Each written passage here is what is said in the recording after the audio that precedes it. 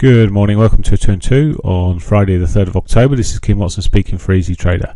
Okay, looking at the pound dollar first, and as you can see the pound yesterday slipped off some more despite a sort of a rally when Draghi was speaking at one stage. It just couldn't hold on to the gains and has rolled over and is still in a definite downward trend here.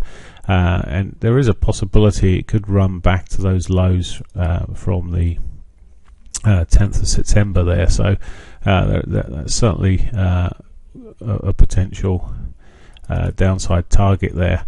At the moment we're sort of in a little triangle. If we look at on the hourly time frame, which I'll come on to in a moment, 4 hourlies really this triangle in a downward move may suggest further downside, and on that basis, looking at the hourlies here, a break of these lows may suggest, as I say, the continuation down and maybe at least to yesterday's lows and maybe beyond.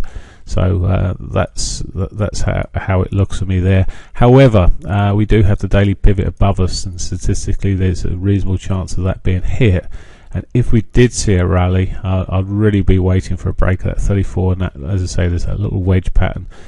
We're looking for a break of that, and this area again, if it was to get up here, to me would potentially, looking at it at the time though, would be important, but would be potentially a shorting point.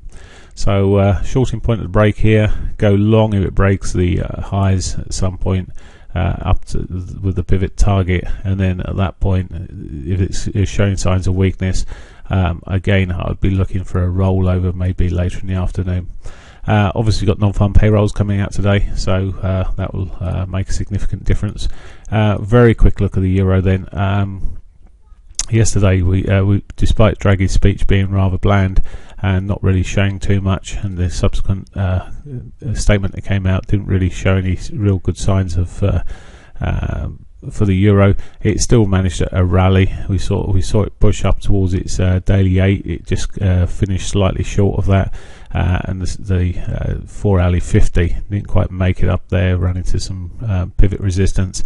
At the moment it's looking like it's certainly rolling over on the short term here. If it breaks this trend line here, it could well be on for me for further shorts. It's tested the hourly 50, which if that breaks, I'll be looking at yesterday's lows initially as a target, and then the subsequent lows from there. A break of the highs here, well, we could be on back towards yesterday's highs at some point, but it's possible. It is in a bit of a it's trying to put some reversal patterns in. It put some higher lows in. That's the important thing on the 4 hourlies here, so that there is a possibility it could occur. Okay, non-farm payrolls today, so there's the significant news out later on. There is a bit of news for the UK before then at 9:30, so 2 news events which may move the pound, and certainly both will probably move the pound and the euro later. That's it for me. Have a great day.